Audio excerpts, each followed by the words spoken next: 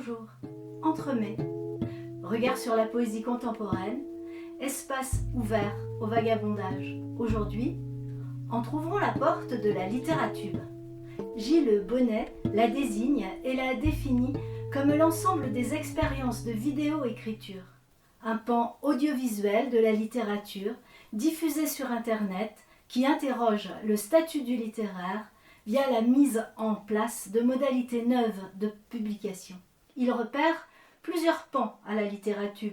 Retenons le troisième, celui qui expérimente des formes, laboratoire de création qui invente une écriture à l'écran en forme de vidéo sur YouTube, plateforme quasi hégémonique. Le trouble dans le poème, le lien écriture-image motivé par l'écriture. Traversons-le aujourd'hui à la rencontre de deux poétesses, Grazia Beggiani et Mylène Tournier.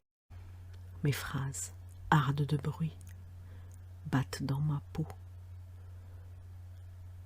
morsure d'insomnie.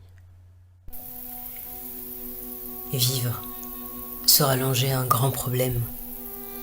Le ciel nous est là-haut comme une carafe qu'une main tient sans verser.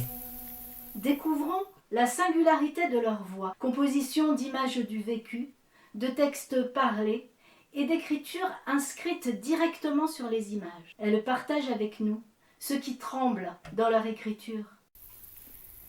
Je t'aime comme une patinoire. Les vidéopoèmes de Mylène Tournier sont nés de marches dans la ville. Elle marche et elle filme. Ce que son œil en éveil repère sur les trottoirs, dans les vitrines, ce qu'elle aperçoit ou détaille. Elle laisse une place pour le ciel et l'eau, présence vivante. Elle dit « Marcher, ça va avec écrire. Écrire, c'est sur le bloc-notes du téléphone. Jouer avec la ville, à regarder. Jouer à l'écrivain. Vivre écrire. S'émerveiller d'abord. Ça fera venir les merveilles. » Écrire, c'est sortir la langue comme limer une corne. Grazia Beggiani, littératube à plein. Micro-journal qui ponctue les jours, portraits vivants, histoires et podcasts, mais aussi de très nombreux vidéopoèmes. La langue de Grazia Beggiani tisse la fuite du temps, surpique le manque, ourle la distance jamais comblée, surfile l'éloignement. On y entend une mélancolie toujours naissante.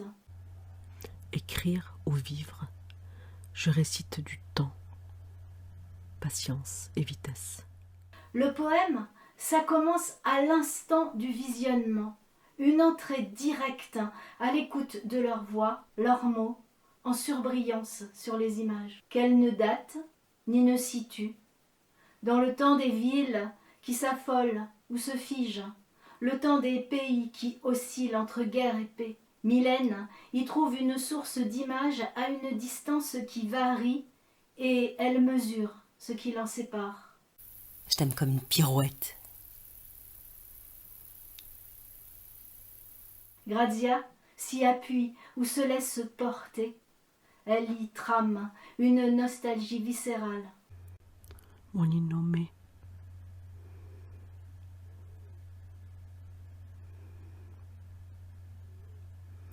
Tombé de moi, tu traînes comme ombre de mon corps déshabité. Je ne saurai rien de toi, tu ne sauras pas. Ces deux poètes, je les ressens au travers de leurs vidéopoèmes dans l'expérience d'atteindre, dans le désir du but de prendre à pleine main l'objet du désir, de le rapprocher. Un double mouvement, un double effet, une exploration pour une incorporation. Je t'aime comme trouver une villa abandonnée et entrer. Je t'aime comme l'accueil chaleureux des fantômes.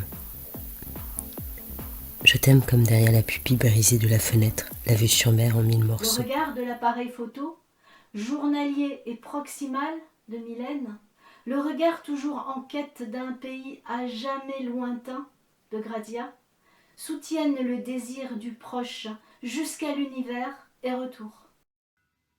Je me rejoins quand l'horizon est vague,